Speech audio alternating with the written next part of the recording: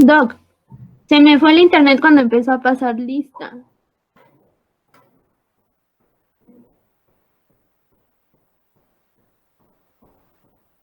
Ajá. No te preocupes, Estoy... doctora. Ok, Sí, no te gracias. preocupes. Entonces, ayer ya para terminar lo del gamagrama renal, ya lo habíamos comentado, ¿no? Que tiene radiación mínima, no utiliza medio de contraste, utiliza radionúclidos. Estábamos comentando ayer que el DTPA va a medir y valorar la filtración glomerular por separado de cada riñón, en tanto a milímetros por minuto y porcentaje. Sí, el DMSA va a ser útil para valorar imágenes en la corteza renal y nos permite valorar la presencia de cicatrices y pielonefritis, o sea, para procesos crónicos, más que nada el DMSA. Sale el MAG3, ¿sí? Se va a eliminar por secreción tubular y no es sometido a filtración glomerular. Sí, entonces, sirve principalmente para valorar lo que es obstrucción. Principalmente si se utiliza mediante el uso de diuréticos, nos permite valorar en qué zona está obstruido el riñón, ¿sale? Y otro estudio es la angiografía renal, que nos permite una mejor visualización de la vasculatura renal. Es el gol estándar para el diagnóstico de la estenosis de la arteria renal. Acuérdense que el otro era el ultrasonido Doppler renal para valorar pacientes con hipertensión renovascular y en pacientes con donación renal.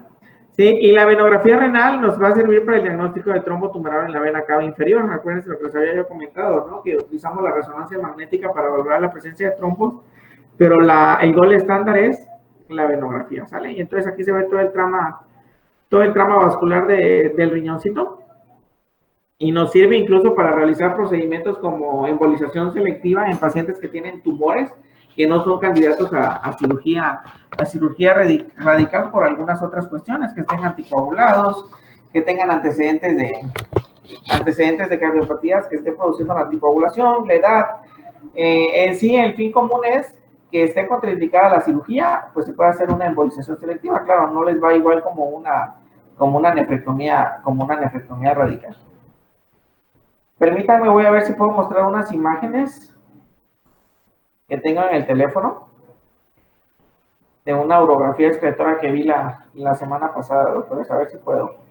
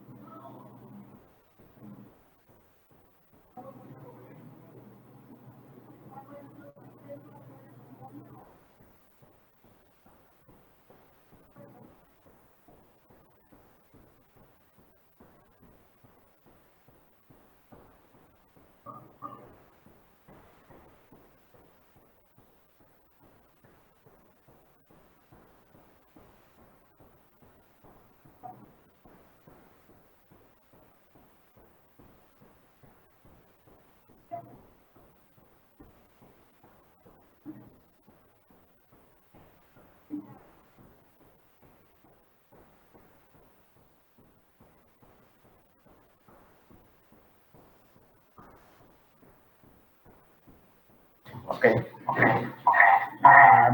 Espérame, voy a...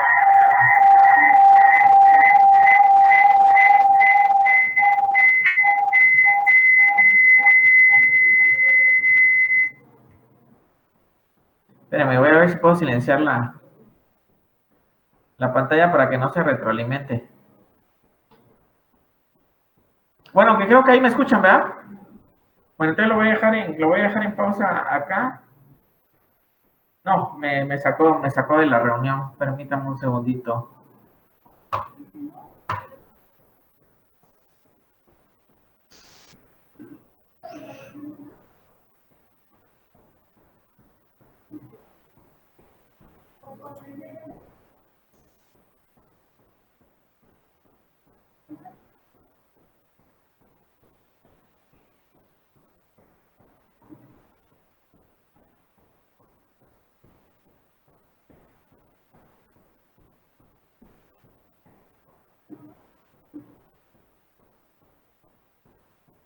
Bueno, ¿ahí me escuchan? ¿Se retroalimenta también? Sí, doctor. No sé si se pudiera, pues, mutear ya sea el teléfono la computadora para que no se... No, es que no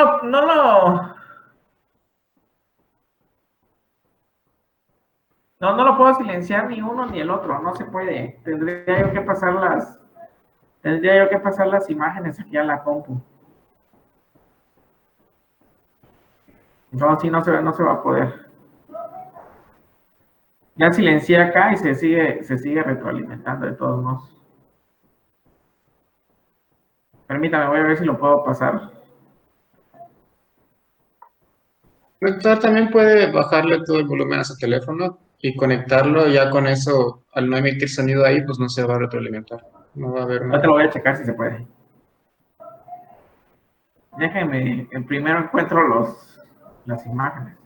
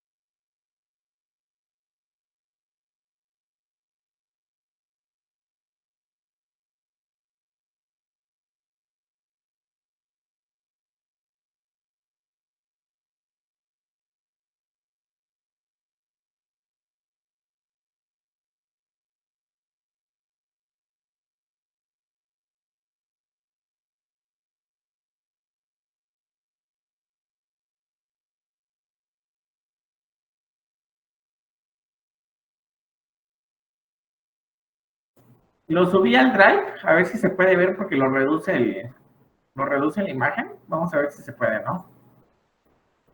Es una orografía escritora, doctores.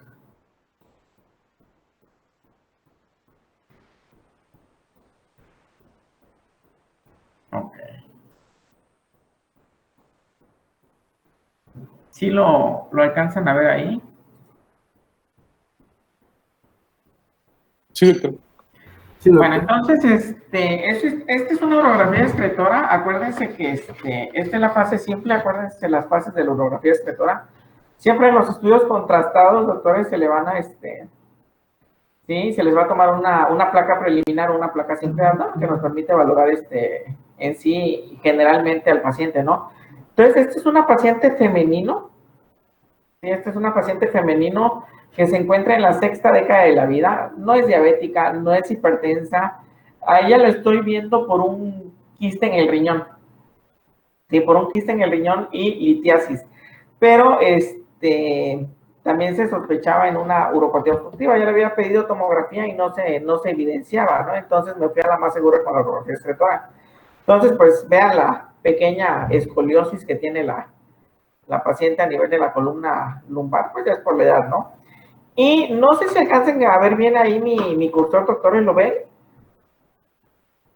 ¿El cursor? Sí, doctor. Sí. Sí, doctor. Sí, sí. Entonces, en la fase simple hay veces que cuando no está muy bien preparado el intestino porque hay mucho gas en el intestino y hay materia fecal, se ven los niveles.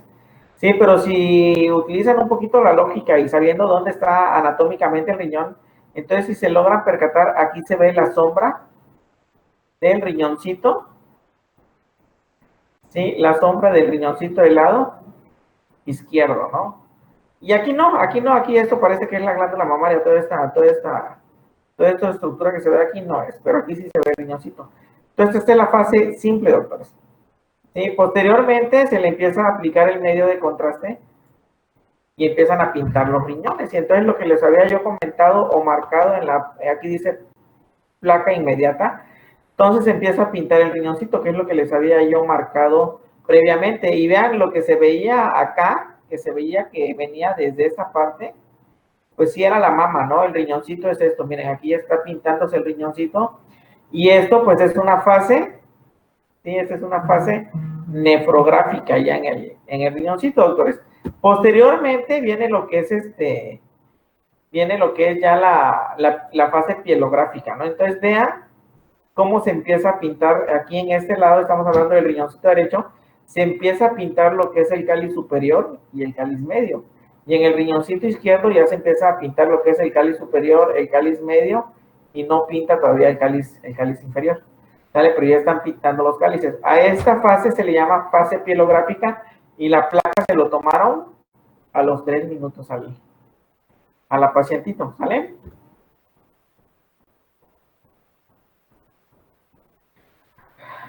Este es de los 3 minutos igual. Ok. Entonces, miren, doctores, ¿sí? Este ya es a los 5 minutos. Entonces ya tiene fase pielográfica y tiene ya fase de eliminación, que ya está pintando el uretero. Entonces, vean hasta dónde está el riñoncito del lado izquierdo. Acuérdense que el riñón izquierdo está más arriba que el derecho, porque el riñoncito derecho está desplazado inferiormente por el hígado. Bueno, a ver, ¿quién dice yo? ¿Quién me quiere describir qué ve ahí en esa imagen, doctores?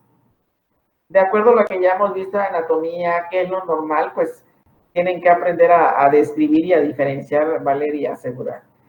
Tienen que aprender a diferenciar todo eso. ¿Quién dice yo? A ver, doctores, ¿quién dice yo? Para que no lo escoja yo aquí Sí lo alcanzan a ver, ¿no? Sí alcanzan a ver dónde está el medio de contraste, lo blanquito, en este caso sería lo radioopaco. Acuérdense que la finalidad del medio de contraste es opacificar toda la vía urinaria, doctores. Sí, opacificar. ¿Quién dice yo que ve? Doctor, ¿lo podría acercar un poquito más? Ay, es que si lo acerco se va.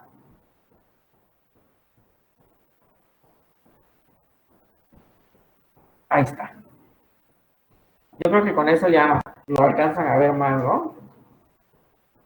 ¿Qué le alcanzan a ver, doctores? ¿Quién dice yo? O los empiezo aquí a preguntar por la lista. Bueno, yo lo que veo, por ejemplo, en el riñón derecho, Hablen un poquito fuerte porque no les escucho, doctores. en el riñón derecho, Habla un poquito fuerte, Néstor, no te escucho. Ay, perdón. ¿ya me escucha? Ya, más o menos. Decía, en el riñón derecho, pues se ve dos cálices, sin embargo, el sistema colector veo que se une ya casi a la salida del pelvis renal. No sé si son dos sistemas colectores exactamente, pero no creo que sea muy normal. Y en el riñón izquierdo, la parte inferior del riñón no se ve. Sigue como que no se tiñó por completo, pareciera. Bueno. Bueno, yo eso veo. Más o menos sí es lo que se ve, pero bueno. Entonces, todo es en base a la anatomía que hemos visto, doctores. Acuérdense que lo normal es que todos los cálices se junten y formen una pelvis renal, de acuerdo al desarrollo embriológico. Aquí son alteraciones en el desarrollo embriológico de la yema ureteral, donde es que se origina todo esto, estas estructuras, ¿no? El uréter y parte hasta el túbulo colector, acuérdense, ¿no? Y lo que es el glomérulo se origina de otra parte embriológica, ¿sí? Entonces, aquí pueden observarse en el riñón derecho, doctores, se ve cómo el medio de contraste viene de lo que son las cavidades superiores, sale directamente hacia una pelvis individualizada. Y el cáliz medio y el cáliz inferior sale a otra pelvis individualizada. Entonces, si se dan cuenta, está prácticamente saliendo del seno renal. ¿Sí? Entonces, a esta estructura se le llama, no es un doble sistema colector como tal, se le llama pelvis bífida, doctores. Pelvis bífida, porque tiene una pelvis en común y se subdivide en dos, entonces por eso es pelvis bífida. Cosa distinta a lo que se aprecia y ya posteriormente después de esta pelvis bífida, donde se unen en la pelvis, doctores, pues ya sigue a través del uretero. Sí, cosa distinta en el riñoncito izquierdo. Si se dan cuenta, en el riñoncito izquierdo viene todo lo que están en los sistemas, en los cálices superiores, hacen su pelvis y hacen un propio uréter, ¿sí? E igual en el cáliz inferior, hacen su propio drenaje hacia su pelvis individualizada y también tienen un uréter individual aparte del cáliz superior, ¿sí? ¿Se dan cuenta por qué ya es uréter estas dos estructuras? A diferencia de acá, se ve que está todavía en el parénquima renal. Acá ya no, doctores, acá ya no, el parénquima renal quedó hasta acá arriba, miren, quedó hasta acá arriba, a esta altura más o menos, a esta altura, ¿sí? Y entonces ya tiene dos ureteros, que era lo que les comentaba, ¿no? De este lado, del lado derecho, tiene una pelvis bífida y en el lado izquierdo tiene un doble sistema colector, pero se une a qué altura del uretero, doctor, a ver, José Ramón Centeno, ¿a qué altura del uréter, hablando radiográficamente? Estructuras óseas, así más o menos. No. Estamos hablando a qué nivel del uretero se une el doble sistema colector, doctores. Acuérdense que les dije que anatómicamente y radiográficamente el uretero se divide en superior, medio y inferior de acuerdo a unas estructuras radiográficas. Sí, sería. Entonces, ¿a qué nivel del uretero se está uniendo este doble sistema colector, doctor? En el superior. En el superior, así es. Acuérdense que el superior es de la pelvis al borde superior de la cresta ilíaca. El medio es del borde superior de la cresta ilíaca al borde inferior de la cresta ilíaca.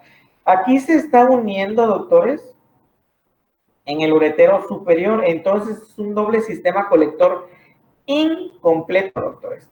¿Sí? El doble sistema colector completo es si los dos uréteres vinieran por separado y se insertaran por separado en la vejiga. ¿Sí? Si se insertan por separado antes de llegar a la vejiga, es un doble sistema colector incompleto. ¿Sí? El doble sistema colector completo tiene que llegar por separado, tanto el uretero que viene del cáliz superior como el uretero que viene del cáliz inferior, tienen que venir por separado e implantarse por separado en la vejiga. A tal grado, doctores, que el uréter que viene del cáliz inferior va a insertarse en el domo vesical, o sea, en la parte superior de la vejiga. Y el uretero que viene del cáliz inferior se va a insertar más abajo, a nivel del piso, a nivel del piso vesical, más abajo de lo habitual. Entonces aquí se va a formar una ley, no muy me acuerdo bien el nombre de esta ley, pero va a permitir que el uretero que viene y se inserta en el techo de la vejiga, o sea, más arriba, va a tener reflujo, ¿sí? O sea, va a tener reflujo hacia las cavidades inferiores. Y el del cáliz superior que se inserta más abajo de la vejiga va a tener obstrucción, ¿sí? Entonces, no me acuerdo de esa ley, pero ahí lo voy a...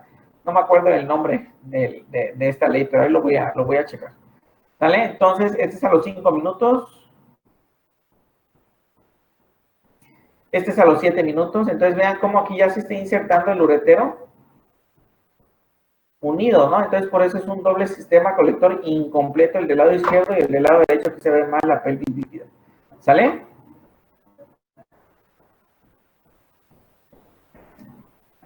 Y esta es a los 10 minutos. Vean cómo se va viendo. Vean cómo llega unido lo que es el uretero superior y el uretero inferior llega unido a la vejiga. ¿Sí? Entonces, eso es para que no se les olvide, doctores. Y precisamente lo vi a la paciente el viernes pasado. Y pues dije yo, esto sí es para que lo vean ustedes, ¿no? Porque se presentan dos anomalías. Por lo regular siempre es de un solo lado, pero la paciente tiene los dos.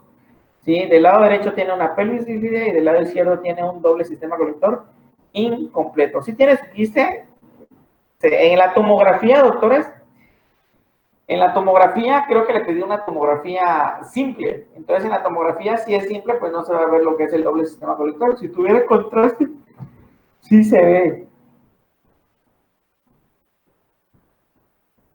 Y esta es una placa lateral, precisamente para visualizar dónde se une el uretero y se une superiormente. Entonces, no es un doble sistema colector.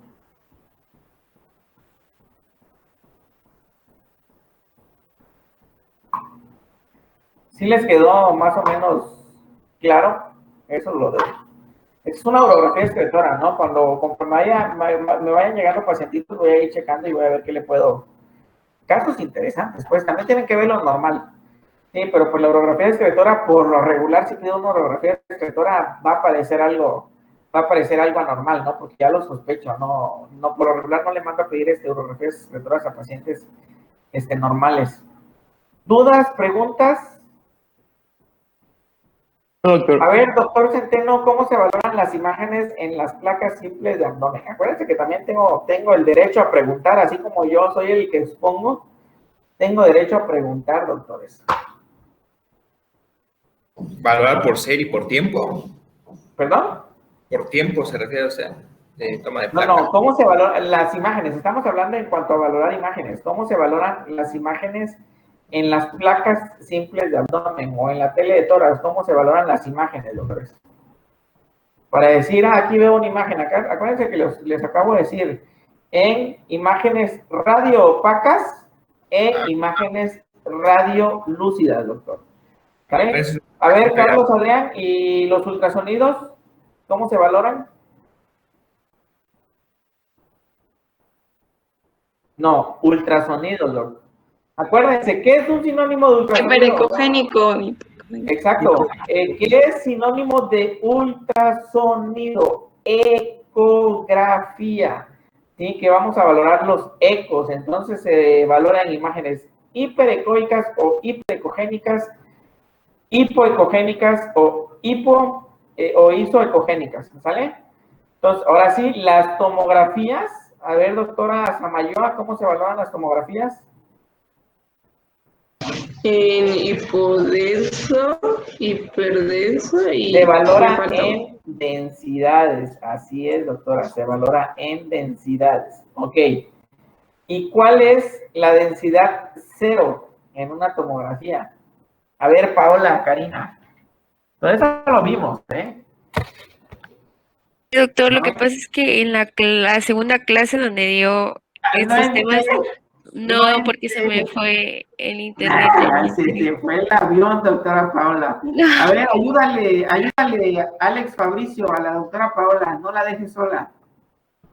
Ayúdala, Alex. No recuerdo, doctor. Jole. A ver, Guadalupe, ayúdale, Solís, Guadalupe Solís. Ahí está. Alejandra, vi que quiere. Alejandra, a ver, que salga de tu ronco pecho, doctor. Iba a preguntar si es el agua. El agua es densidad de 0, doctores. El agua es densidad de 0, ¿sí? ¿Y el hueso qué densidad es? Olga, Es unidad. ¿tiene densidad el hueso? Dice Olga. A ver, ¿quién dijo yo? 1000, es 1000 en Holfield. 1000. Dependiendo qué características tenga el hueso. Si es un hueso, se los voy a compartir, pues, ya para que dejen de andar sufriendo. Acuérdense que hasta les mostré Parece que iba de 700 a 1000, ¿no? Acuérdense que les mostré una placa, pues, doctores. Digo, una placa, les mostré una imagen. Ahí está, el agua es densidad 0. El hueso, si es un hueso trabecular o esponjoso, hueco, pues, para que me entiendan, va a tener densidades de 700. Y si es un hueso compacto, como es la corteza del hueso, va a tener unidades de hasta 1000. ¿Sale? El medio de contraste va a ser de 100 a 300.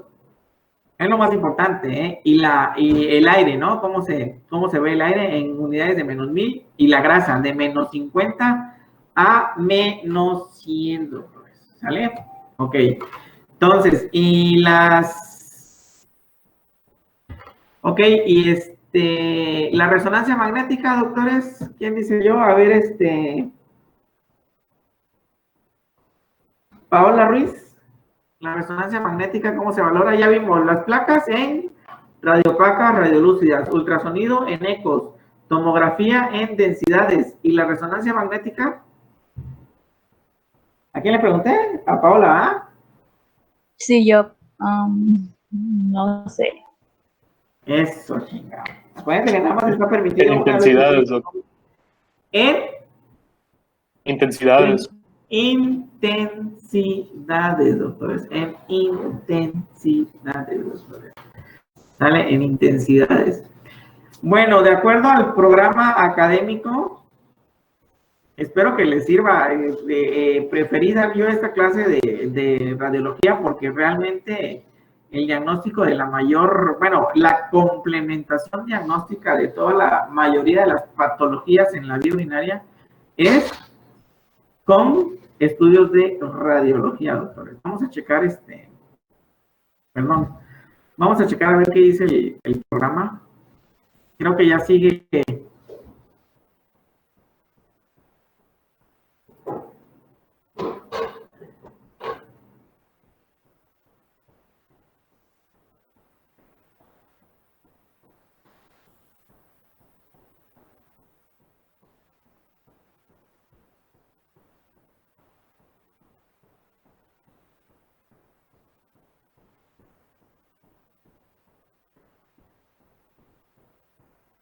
Ok, de acuerdo a su programa, todo esto ya se vio.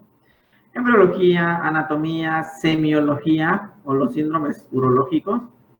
Vimos lo que son estudios de laboratorio, estudios de rayos X, ¿vale? Exploración es sobre en sí las patologías que vayamos viendo. De acuerdo a al programa académico, siguiendo con el tema de las subcompetencias que existe, vamos en la subcompetencia 2, y habla de patología infecciosa, ¿no? Y nos mete de lleno a lo que es una prostatitis, ¿sí? La prostatitis aguda y la prostatitis crónica, ¿sí? Entonces, faltan temas muy, muy, muy importantes que deben ustedes saber, porque precisamente hoy que estábamos en la entrega de guardia con los residentes, me los pepené con un tema tan fácil como infecciones de vías urinarias, ¿sí? Entonces, ¿quién sabe cuál es la diferencia? Estamos viendo patología infecciosa. El siguiente tema de la subcompetencia que hay en su programa académico. ¿Sí? ¿Cuál es la diferencia entre una infección de vías urinarias complicada y no complicada, doctores?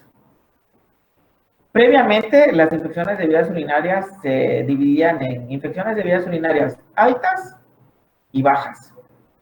Sí, pero realmente ese tipo de terminología que se utilizaba no nos servía para darle un tratamiento adecuado al paciente, y conforme va evolucionando la medicina, pues van evolucionando todos los diagnósticos y los manejos en los pacientes. Sí, y obviamente por eso en la actualidad les va mejor a los pacientes incluso con diagnósticos de tumoraciones o cáncer. ¿Por qué? Porque la medicina sigue avanzando. Pasa la misma con lo que vieron ustedes en clases de semiología, lo que eran los llamados síntomas irritativos y síntomas obstructivos. Ya vimos que actualmente no son ni síntomas irritativos ni síntomas obstructivos. Son síntomas al llenado y síntomas al vaciado vesical. ¿Sí? Entonces, retomando lo de la pregunta, ¿quién sabe cuál es la diferencia entre una infección de vías urinarias complicada y no complicada, doctor? Porque incluso también, perdón, hay unos zancudos. Depende de la presencia de uno o más agentes infecciosos. Perdón, no te escuché, doctor. De la presencia de uno o más agentes infecciosos. Realmente tener dos bacterias no es causa de dividirlo en eso, ¿sí? Pero a ver, doctora Nicole. No sé si perdón, a ver. Depende de las manifestaciones, si ya hay manifestaciones sistémicas como fiebre. No, porque incluso ya vieron prostatitis, me imagino ustedes en clases. Sí, ya vieron prostatitis, me imagino ustedes en clases. Incluso las prostatitis, doctores, ¿sí?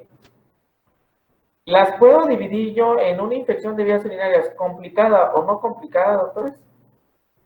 ¿Lo hablaron así por terminología cuando vieron la clase? ¿No? ¿Qué les dijo el doctor Alvarado de las prostatitis?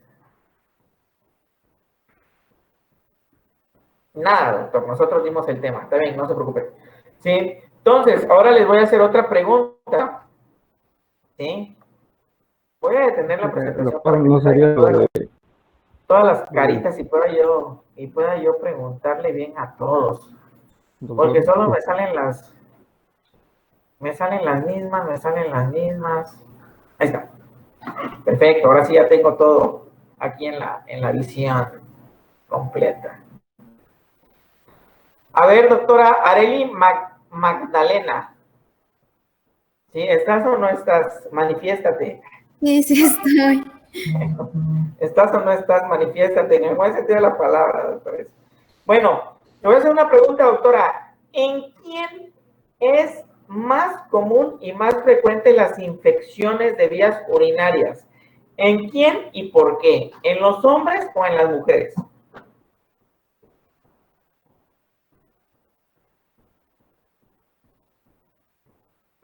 Ya se ocultó la doctora Arely, a ver. Salas Gutiérrez. Mujeres. Bueno, yo supongo que las Y mujeres. ahorita se van a empezar a conectar allá en el internet, van a abrir una página aparte. Sí, aquí está. Pero acuérdense que si se ponen a andar diciendo cosas que no saben, acuérdense que el experto soy yo y les puedo preguntar cosas que les pueden salir contraproducentes, doctores. Eso acuérdense que lo vimos desde el principio. Bueno, a ver, que te ayude la Alejandra, la doctora, perdón, Alondra Santos. Doctora Santos, manifiéstate también. Sí, doctora, aquí estoy presente. Es esto y esto. Bueno, Dijo que los niños eran más frecuentes en varones, pero ya en la adolescencia aumentaba los casos en las mujercitas. Ya, acuérdense, doctores, que ya llevaron ginecología. Y en ginecología debieron de haber visto infecciones de vías urinarias. Doctor, A ver. yo recuerdo que cuando vimos ginecología nos dijeron que en las mujeres es más frecuente por el tamaño de la uretra. Más o menos tienen la idea. Pero realmente el tamaño de la uretra no está tan relacionado con la presencia de infecciones. ¿Por qué creen que es más frecuente las infecciones en las mujeres, doctores? A ver, Edwin. Bueno, yo pienso que es, aparte de que mi compañera dijo que por bueno, o sea, en este caso sería por la longitud de la uretra de la mujer, que sería más corta. Es lo mismo, ¿no? Por la uretra corta, longitud es lo mismo. Utilicen el sentido común, doctores. Hay veces que ustedes se quieren ir a lo... Doctor. Sí, lo porque estaría más científico. cerca del conducto, o sea... Claro, doctores, esa es la principal causa, doctores. Esa es la principal causa. Por las relaciones anatómicas que tiene la uretra de la mujer. Está íntimamente relacionado con la vagina, ¿sí? Posteriormente y más posteriormente está relacionado con el ano, doctores. ¿Sí? Entonces esa es la principal causa por el cual las mujeres tienen mayor infecciones de vías urinarias. Esa es una causa. ¿Cuál es la otra causa, doctores? Que va relacionado con lo mismo. Y lo saben. ¿Sí? Nada más que se quieren ir a ver por qué llora la mitocondria y no es porque llora la mitocondria. ¿Sale? Entonces, las mujeres, por esas relaciones anatómicas que tiene, va a ser más propensa a infecciones de vías urinarias. 1, presenta otro pico, doctores, cuando empieza a tener vida sexual activa. Si acuérdense, si está íntimamente relacionado con el área genital, pues es lógico pensar que al momento que tiene actividad sexual o cuando empieza su vida sexual activa, incrementan las infecciones de vías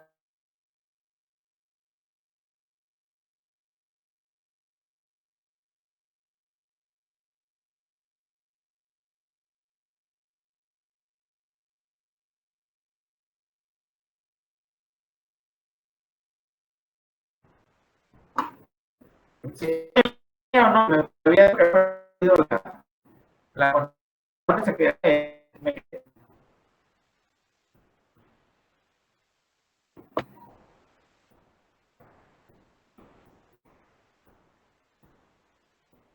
¿Estoy en línea o no estoy en línea, doctores? No se le escucha se muy corta. bien. Ahorita ya, pero no se escucha. Ok, ¿hasta dónde me quedé?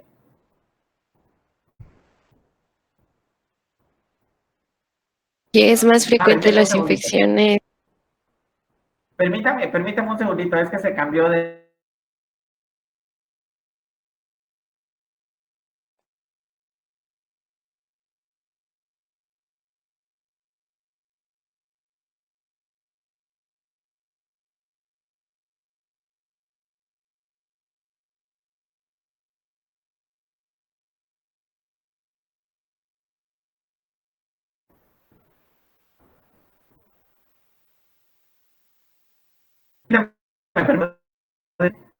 Wi-Fi, en el que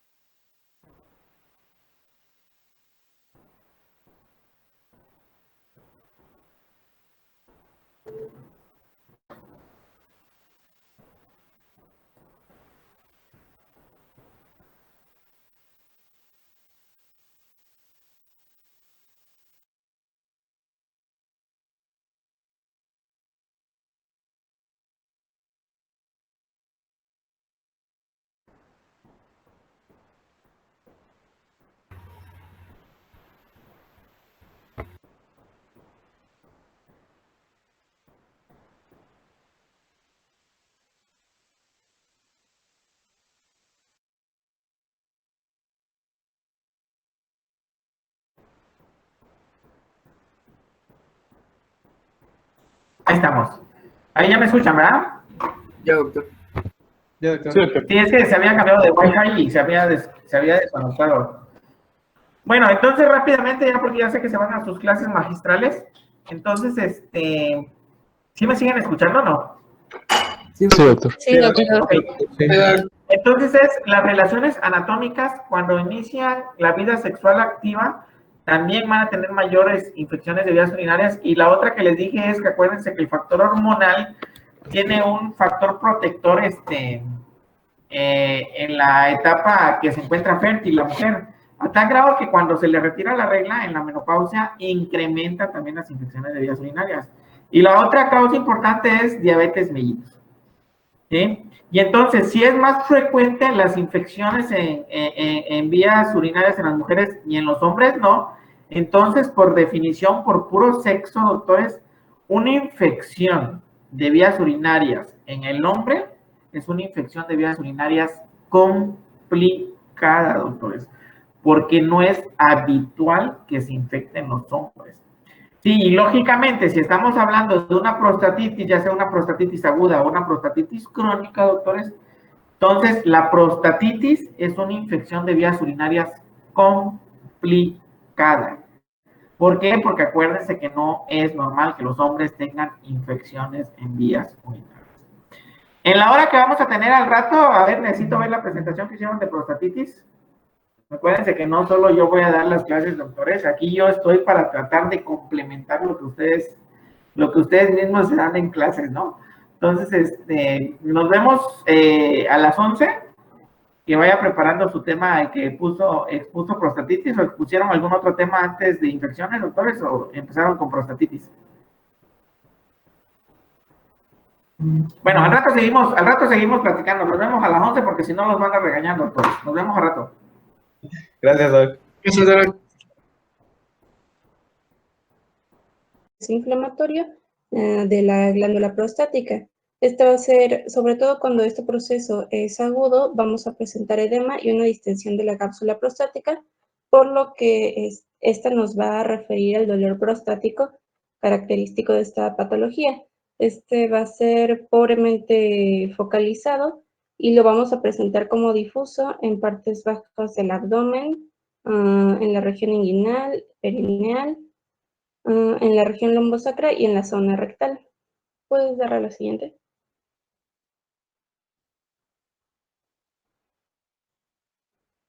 ¿Ya cambió? Ah, ya, ok. La prostatitis es la patología prostática más frecuentemente diagnosticada en varones por debajo de los 50 años y afecta al 10 al 14% de todos los varones en todas las edades. Se considera que en la vida, dentro de la vida del hombre, uno de cada dos de ellos va a sufrir prostatitis en algún punto de su vida. Va a tener un alto impacto en la calidad de vida y algunos factores de riesgo que podrían ser determinantes para el desarrollo de esta patología son los pacientes que son fumadores, que tienen una alta ingesta calórica, bajo consumo de frutas y vegetales y una digestión retardada. Todos estos factores de riesgo podrían conducir a lo que es la prostatitis. Y bueno, además de su etiología que ahorita le voy a mencionar, pues esto nos conduciría a algunas complicaciones asociadas, como son la disminución del deseo sexual, la disfunción eréctil y la eyaculación prematura. ¿Me puedes dar otra?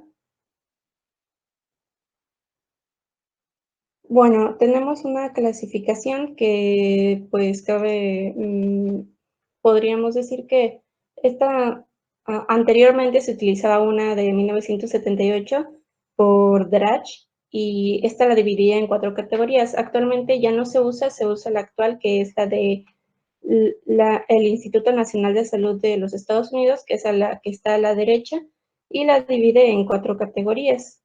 La categoría 1 va a ser la infección aguda de la glándula prostática y va a estar relacionada con enfermedades febriles de la próstata, en donde podemos encontrar el dolor característico prostático difuso y también vamos a poder verlo encontrado relacionado con síntomas obstructivos miccionales. En la categoría 2 va a estar relacionada con la infección crónica de la próstata. Bueno, todas estas cabe resaltar que estas dos son de origen bacteriano y bueno, esta es la infección crónica de la próstata. Las infecciones de la vía urinaria son frecuentes y normalmente asociadas al mismo microorganismo que provocó las anteriores. Además de que también, como la anterior, van a estar asociadas a, ¿cómo se llama? Alteraciones en la micción. En la categoría 3, esta se subdivide en la 3 y en la A y B. En la 3, o síndrome de dolor pélvico crónico, vamos a tener el dolor característico prostático de tipo crónico, pero después de la utilización de métodos estandarizados vamos a encontrar una ausencia de bacterias uropatógenas. Y, bueno, como decía, este se subdivide en dos. En la categoría 3A, que es igual síndrome de dolor pélvico crónico, vamos a encontrar el de tipo inflamatorio, que aquí cuando se realiza las cifras de leucocitos después de la expresión de los leucocitos obtenidos de la glándula prostática, vamos a encontrar cifras significativas de leucocitos tras el masaje de la próstata. Y en la 3B va a ser de origen no inflamatorio, y aquí, al contrario del anterior, las cifras de leucocitos después del masaje de la próstata no van a ser significativas. En la categoría 4, esta va a ser la prostatitis inflamatoria sintomática. Se va a caracterizar por leucocitos en las muestras, posterior al masaje de la próstata, sedimento en la orina, y puede o no tener bacterias. La siguiente, por favor. Y bueno, en cuanto a la etiología, pues el microorganismo más característico originario que origina esta patología va a ser la Escherichia coli, que, bueno, pues es realmente el más frecuente de estos, pero también hay algunos patógenos asociados, como son los microorganismos gram negativos, entre ellos la Escherichia coli, Klebsiella y Pseudomonas. Algunos probables, como el Enterococcus fecalis, gérmenes que pueden causar, y otros microorganismos que también pueden causar la patología, sin embargo, no son los más frecuentes. La siguiente. Ahora sí, regrésale a las primeras.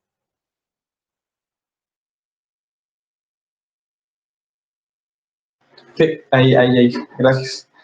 Bueno, con respecto a lo que serían las vías de entrada de los gérmenes hacia la próstata, vamos a tener diferentes vías de entradas. Las vamos a mencionar de acuerdo a la frecuencia, encontrando aquí en primer lugar lo que sería el reflujo de la orina infectada a la uretra. ¿Dónde podemos encontrar estos tipos de pacientes o en qué escenarios clínicos? Vamos a poder encontrar dos tipos de escenarios clínicos en los cuales los podemos encontrar. Uno, sería en aquellos pacientes que van a posponer la micción. El segundo escenario clínico sería aquellos pacientes que aguantan las ganas de orinar. También encontramos aquellos donde la vía de entrada es la infección recurrente del tracto urinario, la cual encontramos el escenario clínico aquellos pacientes que tienen cistitis o algún proceso obstructivo. También podemos encontrar cuando es posterior a una instrumentación de la uretra. En este caso sería en la colocación de sondas o alguna endoscopia urinaria. También se menciona que el coito anal también es una de las vías de entrada de los gérmenes hacia la próstata. También como la contaminación crónica de la uretra del varón por la flora bacteriana vaginal. Y también se menciona lo que sería la vía hemática y la invasión por vía linfática. ¿Me das la siguiente, por favor, Liz? Bueno, para el diagnóstico de esta patología, podemos diagnosticarla mediante la sintomatología, mediante estudios de laboratorio, así como mediante la imagenología.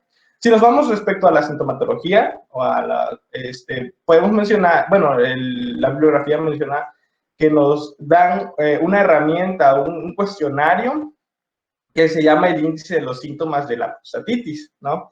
Este cuestionario nos va a evaluar tres áreas importantes de la patología, que sería el dolor, la micción y la calidad de vida, que son son los síntomas que vamos a evaluar para estos pacientes.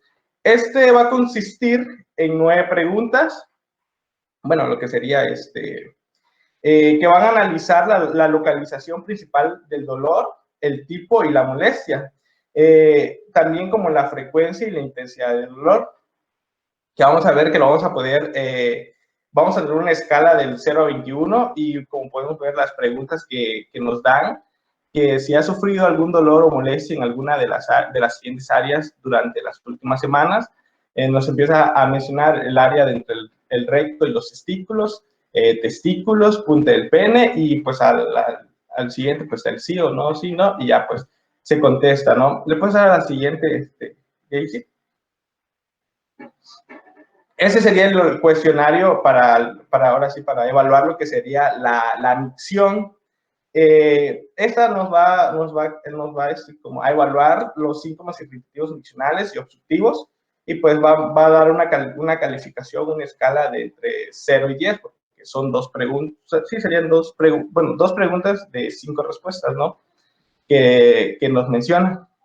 Das la siguiente, Jaycee. Y también nos evalúa lo que sería el impacto, es la calidad de vida, que esta va a calificar, creo que del 0 al 12, y pues al final del todo el cuestionario vamos a tener una puntuación total calificando del 0 al 43, que pues si bien sabemos este tipo de diagnóstico nos va a servir uno para conocer cómo viene el paciente, o si nosotros ya tenemos la sospecha de que el paciente viene con prostatitis, para saber cómo viene, o dos, si nosotros o algún médico ya le dio tratamiento sobre prostatitis, podemos evaluar de cómo está ahora sí, o cómo lo estamos encontrando, o cómo fue su tratamiento, si fue efectivo o no fue efectivo. ¿Les das a la siguiente?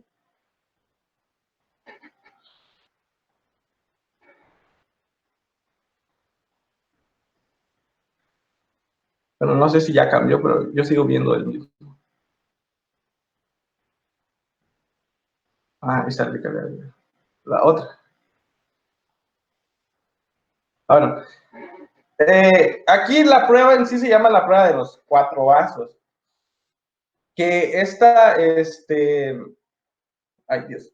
Bueno, se llama la prueba de los 4 vasos, en la cual va a consistir en lo que sería tomar 4 muestras de pipí. Como vemos en la imagen, la primera muestra va a ser la muestra de orina que se toma durante los primeros mililitros expulsados. La bibliografía mencionaba que se le pidiera al paciente que se aguantara y que si esta muestra salía con gérmenes, estos gérmenes van a ser de la uretra. El segundo vaso sería igual que se le pida al paciente que un vaciamiento que va a corresponder a la orina de la vejiga. Y pues, si salía igual con gérmenes, esta va a corresponder a lo de la vejiga. Y el tercer vaso, bueno, aquí se mencionaba que se tendría que hacer un masaje prostático, en la cual se recolectaba en el tercer vaso. Y pues aquí, si encontramos la presencia de leucocitos, pues nos daba directamente el diagnóstico de la próstata. Y el último vaso mencionaba que pues ya el resto de la pipí, y si tenía algunas secreciones, igual ahí, y si salía con presencia de leucocitos, pues daba el diagnóstico de una inflamación de la próstata. Siguiente, Jace. También lo comparaba con otra prueba, que es la prueba simplificada de la prueba de la pre y postmasaje. Aquí vamos a poner la primera muestra de orina a chorro medio, la cual pues, igual se envía al laboratorio para su análisis cultivo. Posteriormente se efectúa el masaje de la próstata y igual se toma otra nueva muestra de orina tras el masaje, que también es enviada igual al laboratorio. Y si encontramos bacterias en la muestra postmasaje, pues nos va a indicar que la próstata va a tener una inflamación bacteriana, una inflamación de la próstata por presencia de bacterias. Siempre y cuando las primeras muestras que habíamos tomado salieran negativas. Y pues aquí podríamos establecer el diagnóstico de prostatitis categoría 2, que sería la prostatitis de infección crónica. Y pues ahora sí que si encontrábamos un número significativo de leucocitos de 5 a 10 por campo en la orina de postmasaje, pues nos iba a indicar una inflamación prostática del diagnóstico de la categoría 3A, perdón, recordando que la categoría 3A era la inflamatoria. Y si teníamos ausencia de leucocitos y bacterias, pues sugería el diagnóstico de una categoría 3B, que es la subcategoría del síndrome de dolor pélvico crónico, pero en este caso sería la no inflamatoria. Más la siguiente, dice. Ajá, y pues ahí nos mostraba un cuadro comparativo de las dos pruebas. Pues la bibliografía mencionaba que recomendaba pues las pruebas de los 4 vasos, ¿no? Pero pues si tenía más acceso a la pre y la post, eso también. Como podemos ver, lo clasifica en categoría 2, 3, 3A y 3B. Y nos mencionan los siguientes rangos: leucos y cultivo. Y que podemos encontrar los leucos positivos, por ejemplo, en la de los 4 vasos, si encontramos leucos positivos en lo que sería la secreción prostática y en el tercer vaso, y también en el cultivo, pues ya da el diagnóstico de prostatitis. Igual en la prueba de los 2 vasos, del pre y post masaje. ¿Le das a la siguiente, por favor? También hacía ciertas patologías que nos podíamos encontrar durante este diagnóstico, en el caso de cistitis y el cáncer de próstata. Con respecto a la cistitis, mencionaba la bibliografía que lo podemos encontrar aunado a la prostatitis. Entonces, si encontramos una cistitis aunado a la prostatitis, para que realmente podamos dar el diagnóstico confirmatorio, pues teníamos que primero erradicar la cistitis. Entonces, nos mencionaba que podemos dar un tratamiento con nitrofurantoína, y volvemos a repetir la prueba. En este caso de la cistitis sería con respecto a la prostatitis bacteriana crónica. Y con respecto a la prostatitis aguda, nos marca el cáncer de próstata. ¿Por qué? Porque menciona que la prostatitis aguda nos podemos encontrar lo que sería el antígeno prostático elevado entre un 5 y 10 nanogramos sobre mililitros. Entonces, podríamos hacer la confusión entre un cáncer de próstata. Recordando igual de que si hablamos acerca de la morbilidad, lo que sería la prostatitis grado 3 o el síndrome de dolor pélvico crónico, estábamos hablando de entre un 90 a un 95% que le da a los pacientes. Con respecto a la aguda, que está entre un 5 a un 10%, pero pues eso no quiere decir que no nos podamos enfrentar hacia una prostatitis aguda. Lo más común es que nos presentemos ante una prostatitis crónica. ¿Le das a la siguiente? Ok. Con respecto al diagnóstico por imagen, daba como recomendación que pues una ecografía transrectal en la prostatitis crónica pues no nos va a servir, no nos va a servir de nada. Más sin embargo, podemos utilizar lo que sería el Doppler, que eso sí nos ayudaría en lo que sería en la prostatitis aguda. Con respecto al diagnóstico de la prostatitis crónica, pues es así, obligatoriamente nos hace mencionar que para el diagnóstico de eso tenemos que tener evaluaciones obligatorias, por ejemplo, historia clínica, la exploración física, la prueba de los 4 o 2 vasos, y también nos da evaluaciones recomendadas como el cuestionario de los síntomas, citología urinaria, determinación de la presión del flujo sanguíneo, y algunas evaluaciones opcionales, ¿no? Como el análisis y el cultivo del semen, la TAC, cultivo de frotis uretral y el antígeno prostático. Nada, la siguiente, Jaycee. Con respecto al tratamiento, pues ahora sí que la categoría 1, que si recordamos, mi compañera Carla lo mencionó, que era la aguda, esa se va a asociar con una infección generalizada de las glándulas prostáticas y pues habitualmente va a estar asociada con la cistitis aguda y a veces con la septicemia. Entonces nos mencionaba que un tratamiento que nos da sería el trimetoprim con el sulfametaxol o alguna quinolona por 3 a 4 semanas. Así también podemos utilizar lo que sería la ampicilina más un aminoglucósido o una cefalosporina de tercera generación. Entonces, si tenemos este paciente en categoría 1 y no tenemos alguna respuesta satisfactoria del tratamiento, hay que pensar en un absceso prostático, porque el absceso prostático es una de las complicaciones de la prostatitis aguda, así como también de la crónica. Lo mencionó. Siguiente, por favor. Y para la categoría 2, esta igual nos menciona el mismo fármaco, el trimestoprim con el sulfamethoxazole o una fluoroquinolona de 4 a 12 semanas. Y también nos nos mencionaba que podemos utilizar lo que es el masaje prostático para drenar lo que serían los conductos prostáticos. ¿Le das a la siguiente, dice?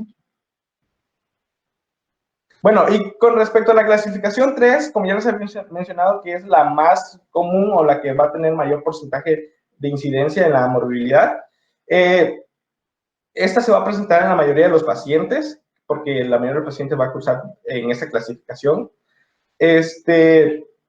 Ahora sí que la finalidad de aquí es aliviar lo más posible los síntomas del paciente, aminorar el impacto de esos síntomas sobre su vida cotidiana.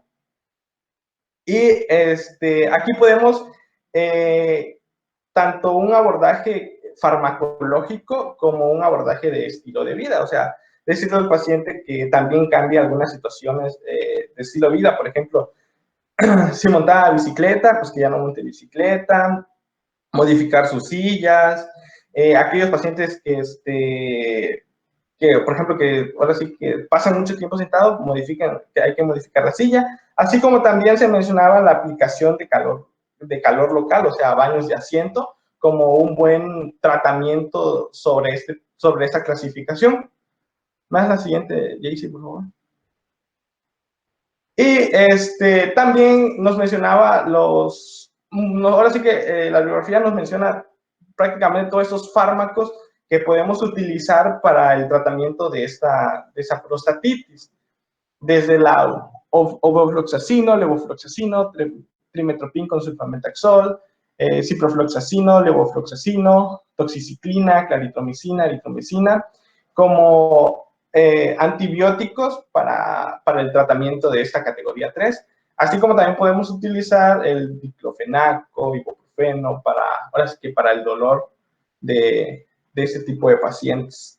Y si hablamos sobre la categoría 4, recordemos que esa categoría ahora sí que es asintomática. Y pues mencionaba que generalmente estos pacientes los diagnostican mediante una biopsia o un análisis de microscopio del semen en los pacientes, pero ahora sí que mencionaba que se da por casualidad porque es asintomática. Entonces, y al mismo tiempo, como no es asintomática, pues no amerita tratamiento a pesar de haberse diagnosticado por un estudio histopatológico.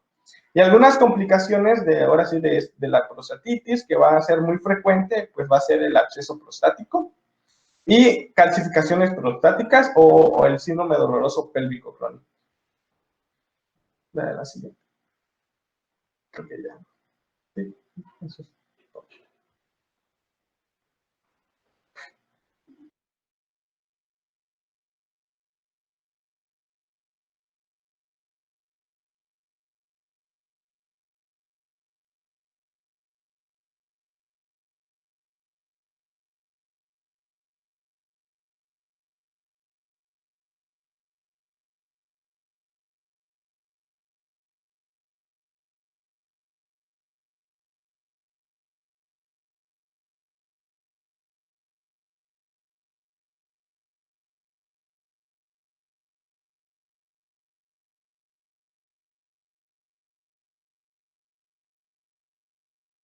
Doctor, disculpe, creo que está apagado su micrófono.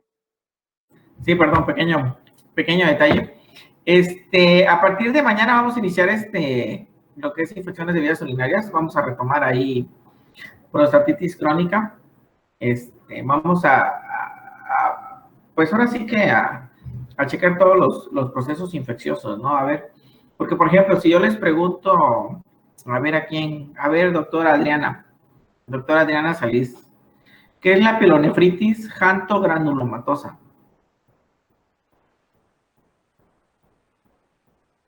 Va a decir, ¿what? No recuerdo. Pielonefritis es proceso inflamatorio a nivel del riñón, ¿no? Pero ¿qué es xantogranulomatosa? Pues por lo menos tienen que saber, ¿no? ¿Qué es una pielonefritis xantogranulomatosa? ¿Cuál es el tratamiento? ¿Sí? O ¿cómo diagnostico un absceso? A ver, un absceso renal, ¿todos los abscesos son quirúrgicos? Hay un dicho en cirugía hay un dicho en cirugía que es el siguiente, dice, absceso drenado es igual a absceso curado. Sí, pero pues hay que valorar también, uno, las condiciones del paciente, dos, el tamaño del absceso, porque realizarle una cirugía a un riñoncito, pues no es algo tan sencillo, ¿no? Y no deja de ser inocuo, ¿no? Porque al final de cuentas se ve afectada lo que es la función del riñón. Cuando veamos procedimientos quirúrgicos, vamos a ver ahí que cualquier procedimiento que le hagamos a cualquier procedimiento quirúrgico que le hagamos al riñón va a afectar la función del riñón. Desde una cirugía abierta, una cirugía endoscópica, una cirugía percutánea, ¿no? Entonces, por eso tenemos que tener cuidado cómo vamos a manejar este tipo de pacientes. Y pielonefritis enfisematosa sí vimos, cuando vimos ahí un cuadro, ¿no? En radiodiagnóstico, que a lo mejor ustedes ni sabían que existía la pielonefritis enfisematosa, ¿sí? Pero existe la pielonefritis enfisematosa, existe el término de pielonefritis xantogranulomatosa, existe el término de pionefrosis o hidronefrosis infectada. Todo eso lo vamos a ir tocando poco a poco, ¿no? Porque son alrededor de más de 100 diapositivas que lo vamos a ir checando. Entonces lo vamos a dejar hasta ahí el día de hoy, doctores, y mañana vamos a reiniciar con las infecciones de vías urinarias. Estudien, doctores, voy a estar preguntando. Y acuérdense lo que les dije desde el principio desde que se reanudaron las clases de clínica en línea. Asistencia, cámara, participación, y al final de cuentas les voy a pedir una historia clínica o un caso clínico. Todo eso va a influenciar en la calificación que yo les voy a dar en cuanto al proceso, que es el 20%, creo. ¿Sale? Entonces lo vamos a dejar hasta ahí, doctores. Continuamos mañana. Nos vemos a las 9 de la mañana. Que tengan buen día. Hasta luego, doctor. Muchas gracias. Gracias, doctor, igualmente. Hasta luego.